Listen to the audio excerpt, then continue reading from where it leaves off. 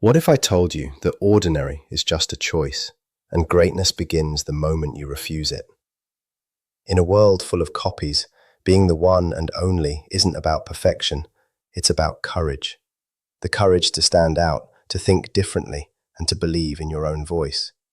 Because outstanding people aren't born, they decide to become unforgettable. Today, I invite you to make that decision. There comes a quiet moment when you stop waiting. It doesn't arrive with a big argument or a dramatic ending. There's no grand decision to leave. It builds slowly through all the times your needs went unheard, or the moments you felt alone while still in the relationship. Then one day, something shifts. You notice you actually feel lighter without them than you ever did with them. The emotional weight you carried for so long suddenly fades, not because anything changed between you, but because you finally ran out of energy to keep holding something that was never balanced to begin with. And strangely, that's often the exact point when the avoidant starts to feel something too. What really goes on inside someone with avoidant attachment when they realize they've hurt you and then watch you walk away is often misunderstood. Some people imagine they completely break down, overwhelmed with guilt and regret, wishing they could undo everything. Others assume they feel nothing at all, moving on instantly without a second thought. The truth sits somewhere in between, and it's far more complex than either extreme. To understand what happens at the end, you have to look at what the relationship actually felt like while it was happening. If you've been with someone avoidant, you probably spent a lot of time trying to understand someone whose natural reaction to closeness was to create distance. That didn't mean they didn't care about you. Those reactions were shaped long before you came into their life. They were built as protection. You were trying to build something deep with someone whose nervous system had already learned that closeness could feel unsafe. For them, emotional connection didn't automatically feel comforting. Instead, it often felt like a risk. The closer things got, the more it threatened their sense of independence and control. Vulnerability didn't feel secure to them. It felt overwhelming. Over time, they adapted by disconnecting from their own emotional needs.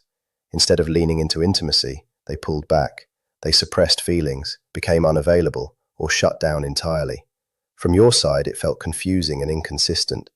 One day they were warm, present, and engaged. The next, they felt distant, cold, or unreachable. Naturally, you tried to figure it out. You probably thought if you said the right things, gave them enough space, or loved them in a better way, things would go back to how they were in the beginning. And the truth is, that early connection was real. They weren't pretending. The care you felt at the start was genuine.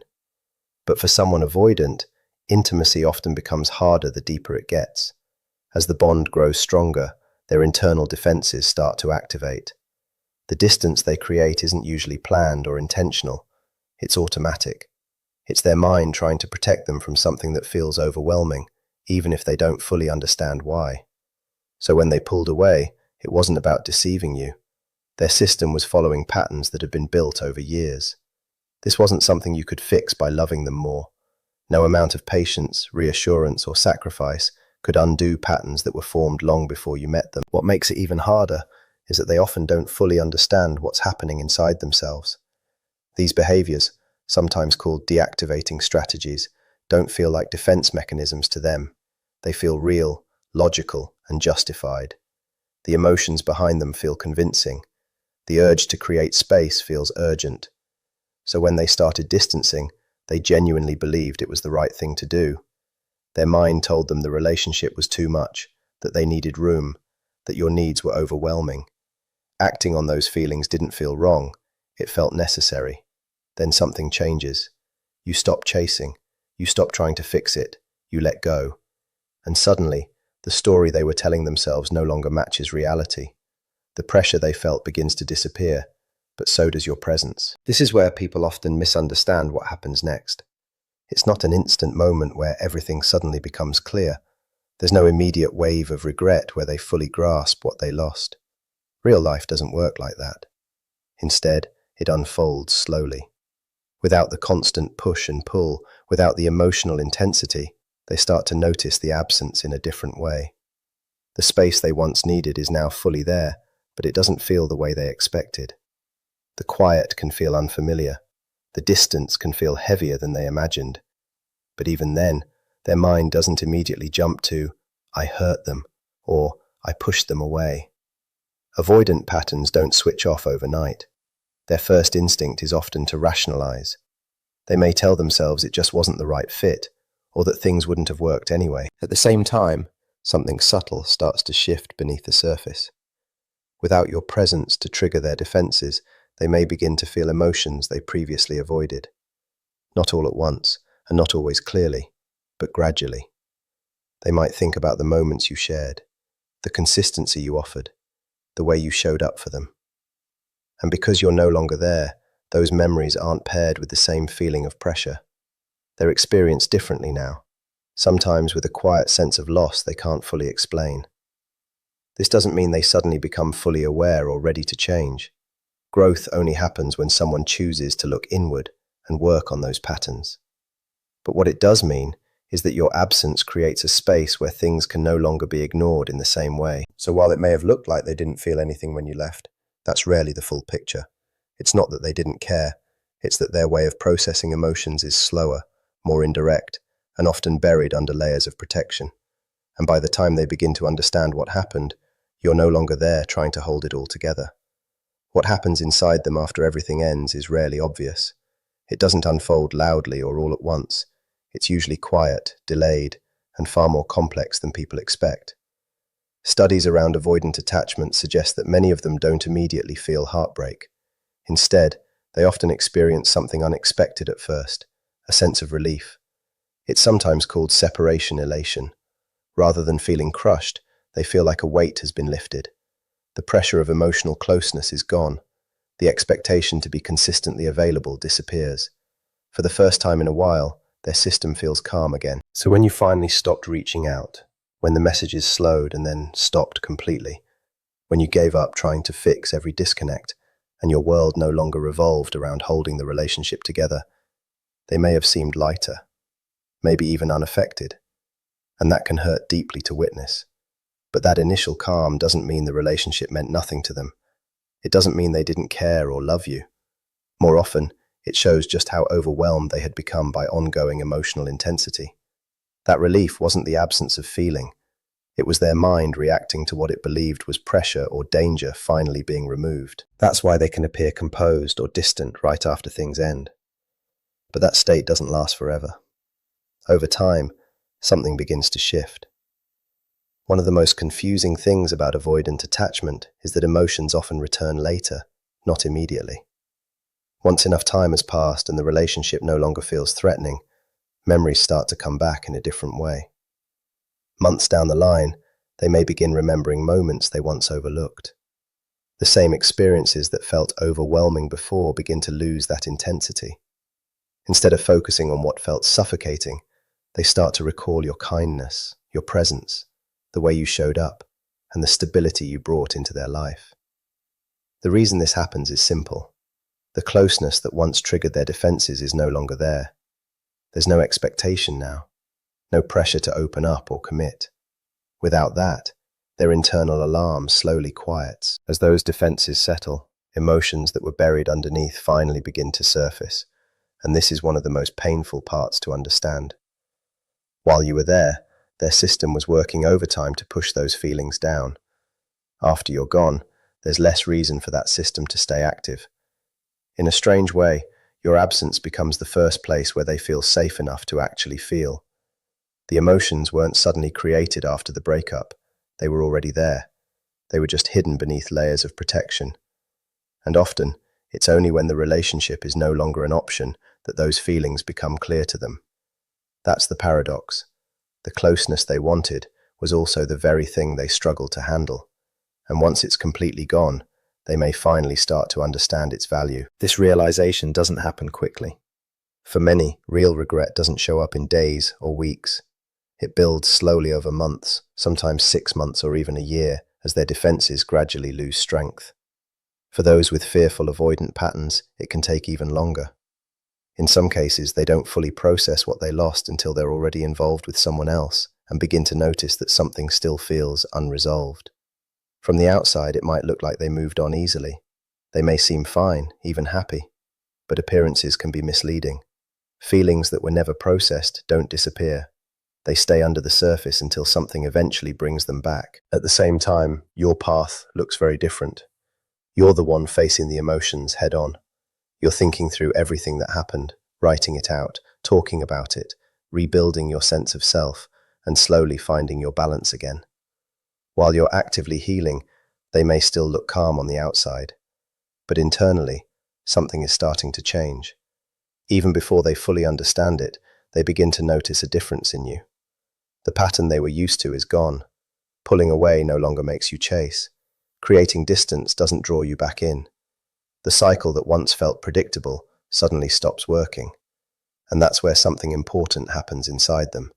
What goes through their mind when the person they relied on to keep pursuing them finally lets go? When that unspoken emotional safety net disappears, they lose something they didn't fully realize they had. The certainty that you would always be there. And that loss brings them face to face with something they've been avoiding for a long time. Abandonment. Only this time, it's not just a fear triggered by closeness. It's real. You're actually gone.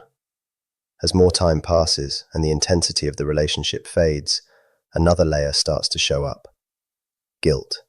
Sometimes regret. And for many, especially those with fearful avoidant tendencies, even shame. Once their defenses are no longer constantly activated, they begin to see things differently. What once felt like the right decision starts to look more like an automatic reaction. That awareness can be painful. But here's what matters most for you to understand. Feeling guilty doesn't mean they've changed. Regret doesn't automatically lead to growth, and it's not your responsibility to carry those emotions for them or help them avoid facing them. There's a big difference between feeling bad and becoming emotionally healthy. If they don't learn how to be vulnerable, communicate openly, and work through their patterns, then guilt just becomes another uncomfortable feeling they try to escape. The real question was never whether they missed you. It was whether they were willing to grow. Some avoidant individuals do reach out again, but many return without having done the deeper work needed to change. That's why the same cycle often repeats. They come back, things feel good again, closeness builds, their defenses activate, they pull away, time passes, and then they return once more. The details may change, but the emotional pattern stays the same. In many cases, the breakup removes the pressure that made intimacy feel overwhelming in the first place. Without expectations, without constant emotional demands, reaching out feels easier. So they test the waters. A simple message, a reaction to something you posted, a casual memory, small, low-risk ways of reconnecting without exposing themselves too deeply. And if nothing has truly changed beneath the surface, those same patterns are still waiting, ready to repeat the moment closeness returns. It's almost never some grand emotional confession. More often it shows up quietly, like a small check-in, a casual message, or a simple attempt to see if the door is still open. They're trying to figure out if you're still there, if you're still holding space for them, if they can return to something that once felt safe and familiar. This is where clarity becomes more important than emotion. From their side, the regret can be very real. They may truly recognize that fear played a role in losing someone who offered them genuine love and connection. But timing changes everything. By the time they fully understand what happened, you've already started putting your life back together. You've already cried the tears they avoided. You've already begun letting go of the future you once imagined with them. So what often happens is this. They arrive at acceptance right when you're finally moving past the pain. They feel the full weight of losing you at the exact moment you've learned how to put that weight down. It almost feels poetic, but it's not. It's psychological. It's the natural result of patterns that haven't been addressed, and patterns don't disappear just because someone suddenly becomes aware of them. Real change only happens when someone is willing to face uncomfortable truths, build self-awareness, and consistently do the hard work required to respond differently when love asks them to stay. So what does real, lasting change actually look like? It's not about intentions. It's not about how emotional someone becomes after losing you, how many times they apologize, or how well they explain their behavior. Real change shows up in actions. It's steady, consistent, and visible over time. Someone who is truly growing doesn't just change for a few weeks out of fear of losing you. They change because they finally understand that the same patterns they used to protect themselves are the ones keeping them from experiencing the kind of love they actually want. That realization shifts everything. Instead of reacting on autopilot, they begin to respond with intention. Instead of avoiding hard conversations, they stay present in them. Instead of disappearing when things feel emotionally uncomfortable, they learn how to sit with those feelings without shutting down or pulling away. You start to notice consistency where there used to be unpredictability. Their behavior no longer depends on their mood. Their words don't fluctuate based on anxiety. Promises are no longer followed by distance. What they say and what they do begin to align. One of the biggest differences is their motivation. It comes from within. They're not working on themselves just to win you back. They're doing it because they finally understand that every future relationship, including the one they have with themselves, will keep repeating the same painful cycle unless something changes at the core. That's what real growth looks like. It continues whether you're there to see it or not. It continues whether you respond to them or never speak to them again. People who are serious about healing focus on real actions, not emotional speeches. They go to therapy if needed. They learn about their attachment patterns. They practice regulating their emotions.